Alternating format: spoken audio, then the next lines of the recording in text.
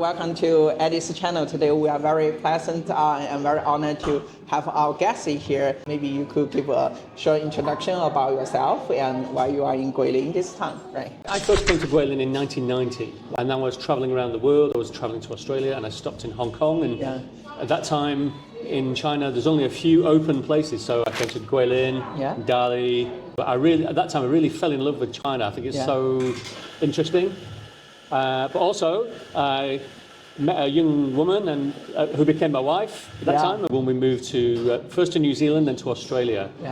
Because the scenery here is much nicer than Australia. Every year I like to come back to China, and also with my wife, and she would come back to see her family in Guilin. I would go to Yunnan or Sichuan. Okay, so since like you have been to many places in China. Well, I like the Southwest, because I'm following in the footsteps of the Joseph Rock. He wrote a lot of articles about places like Yading and maybe Xueshan, and they're all really beautiful mountain places, because I love mountains. And it's just, this was the 1990s, it's before China opened up a lot. Not many hotels, not many buses. At that time it's quite difficult.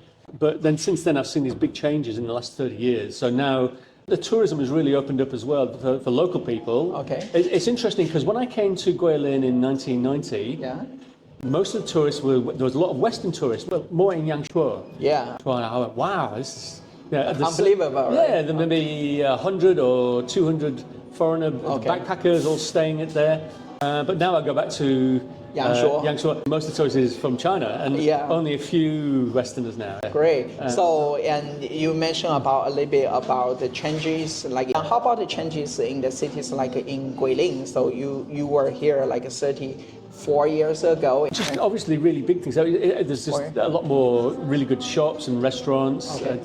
When I first came to Guilin, I think there's only maybe 2 hotels for foreigners, because in those days they have the regulation that foreigners can only stay in special hotels. So when we came to China, we have to change our Australian dollars. It was very difficult to use it outside of the big city because nobody had ever seen this special foreigner money before. But also, at that time, I think most people never saw a foreigner.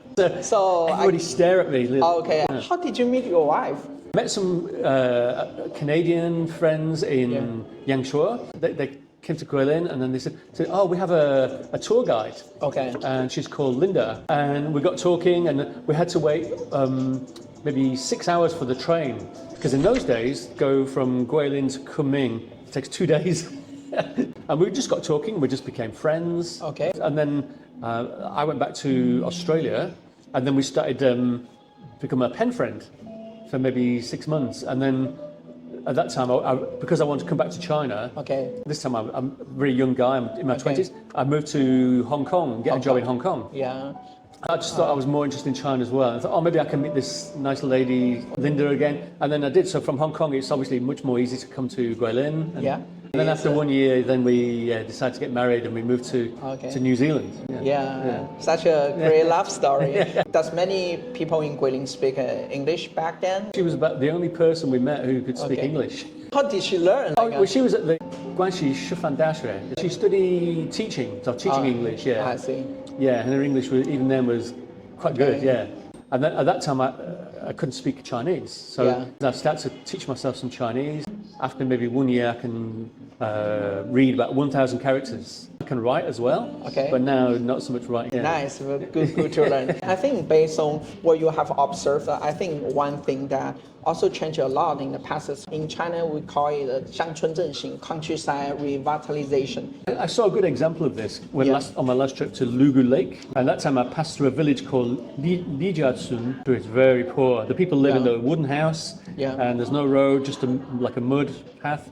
And I feel really sorry for these people. So this time in September, after 30 years, I go back and I meet some of the same people. Now it's we call in English like an ecology village. It's that they really kind of has it preserve the nature. They have like a solar power, but now it's got some really nice guest house. They use it as to exhibit the local culture. And I actually met the same guy who I met before, and now he runs this beautiful guest house, and we have a long talk. And so that's just one example of where they've changed it from being quite poor and people just living on farming to their income from tourism. But not just tourism, but like green tourism. Which I think is really important. How to understand this ecological and green tourism. In this place, because they have a lot of different flowers, so now you go through the village, it's full of flowers. They've got all these beautiful flowers, but also they show all the local produce. They have the local food and the local.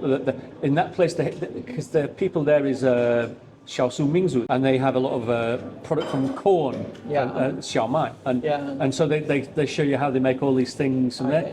But also they show like I said, they have solar power, so they don't have to rely on burning coal anymore.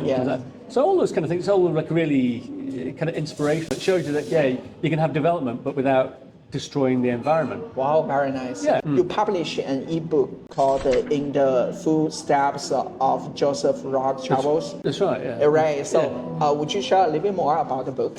Yeah, well, I wrote it. It wasn't originally started as a book. It was just my diary on my blog. And when I first went in 1990, I said, start from Lugu Lake.